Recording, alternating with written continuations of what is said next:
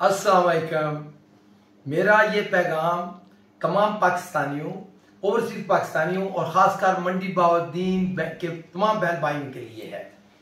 तारीख का वो फैसला कुन मोड़ आ गया है कि ये कौम हकीकी आज़ादी हासिल कर पाएगी या फिर वही पुरानी गुलामी।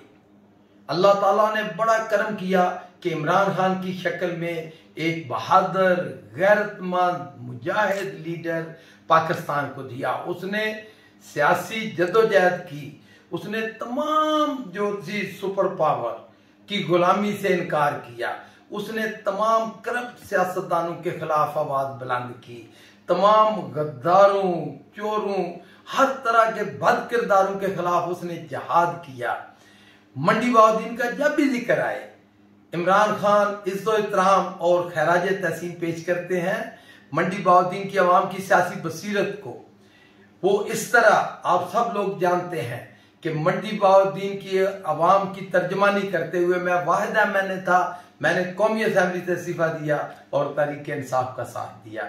फिर हाजी इम्तियाज, जब इमरान खान ने पुकारा कि असेंबली से इस्तीफे देने हैं तो हाजी इम्तियाज सबसे पहला इस्तीफा हाजी इम्तियाज ने दिया, मंडी बहाउद्दीन की तर्जमानी की।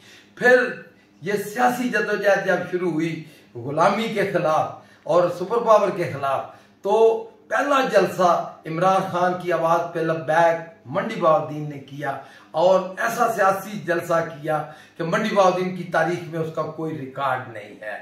तो इस वक्त 25 मई इमरान खान ने एक बार फिर मंडी बहाउद्दीन वालों को और तमाम पाकिस्तानियों को पुकारा है, तहरीक इंसाफ वालों को नहीं, सबको, तहरीक इंसाफ वालों को, तमाम पाकिस्तानियों को, कि वो झंडे लें पाकिस्तान के और आज़ादी के लिए इस्लामाबाद पहुंचे ताकि पाकिस्तान एक रियासत मदीना की शक्ल में ऐसा इस्लामी फलाई और ऐसा मुल्क बने कि पूरी इस्लामी दुनिया में, बल्कि पूरी दुनिया में उसकी मिसाल कायम। शुक्रिया।